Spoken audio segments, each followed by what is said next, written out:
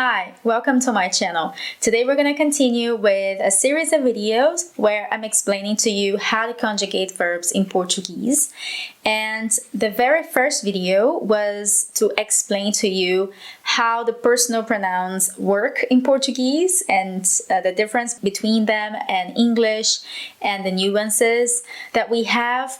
And now we're going to really start conjugating verbs. So the verb that we are going to use today is the verb to be, because this is the most common verb and the simplest ever. And I'm also selecting for this video the simplest tense, which is presente do indicativo.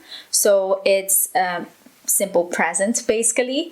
And let's get started. So the very first thing you need to know is that the verb to be in Portuguese has actually two forms. We have ser and estar. If you already know Spanish, this is not a surprise, but if you didn't know about that, let me quickly explain to you when to use which. So let's start with the difference between the two. Ser is mostly used when you have a permanent condition or you are talking about the nature of something. And estar is mostly used when it's the opposite, when it's just a temporary quality of something or somebody, or when it's just a condition, something that will change.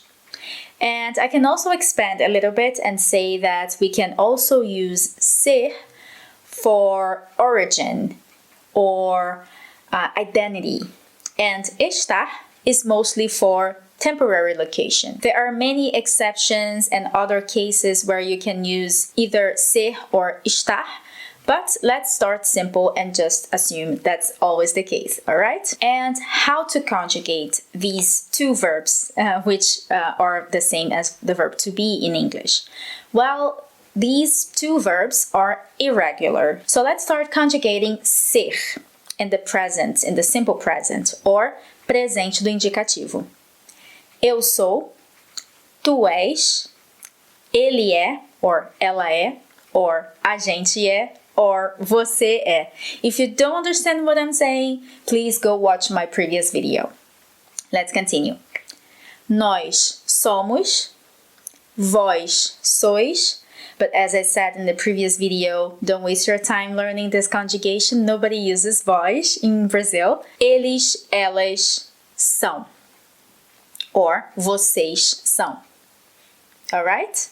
So, sou, és, é, somos, let's skip sois, são. Alright? This is for ser. And now for estar. Eu estou, tu estás, ele, ela, a gente, você está, nós estamos, vós estáis, but don't worry about this one. Eles, elas, vocês estão. Alright? Now let's see some example sentences. So for ser, meaning nature, permanent qualities, we can say, for example, ela é inteligente. Eu sou alta. Tu és loiro. Vocês são advogados. And the verb estar for temporary condition or temporary state, we can say, for example, eu estou cansada. Tu estás sujo. Ela está atrasada. O céu está nublado. Vocês estão doentes. You see, these are all temporary conditions, so I cannot say você é sujo. It would mean that you are always dirty, or it could even mean that you are not honest. So if you choose ser or estar, the meaning of the sentence may change quite a lot. So for example, if I say, ele é bravo, it means that he is always angry. He is an angry person. But if I say, ele está bravo, it will mean that he at this moment is angry. Maybe something happened, soon it will go away and he will not be angry anymore. You see, this is the power of choosing the right verb. It can totally change the meaning of the sentence. But if you keep in mind these basic rules that I gave you, you will be good to start.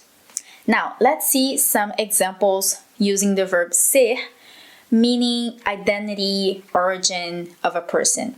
You can say, for example, a gente é brasileiro. Nós somos canadenses. Eles são americanos. You see, if you want to mention your nationality, you can use the verb ser. Now, if you are temporarily in a place, you will use the verb estar for temporary location. So, for example, a gente está nos Estados Unidos. Nós estamos em casa. Eles estão em São Paulo. Alright? So that's it for today. It was a very quick lesson, but I think it's a good start for you to start using the verb to be in Portuguese. Don't forget to practice. I put the link for the PDF for you to download here below, and I hope to see you in the next video. Bye!